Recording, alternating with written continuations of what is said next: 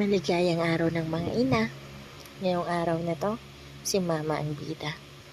Salamat sa lahat ng sakripisyong ginawa mo sa pag-iintindi sa ugali ng bawat sa mga anak.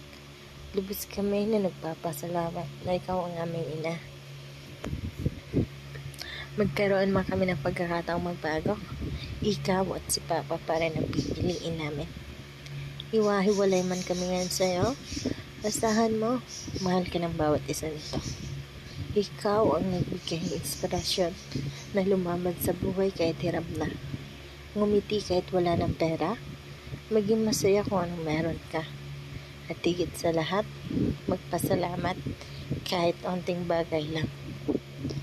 Salamat sa lahat ng turo at ituturo nyo pa.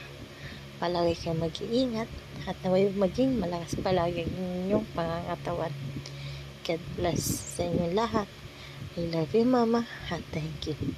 Galing sa anak mong mabait. Kasi yung iba, minsan lang. P.S. Happy wedding anniversary sa inyo na mahal naming ama.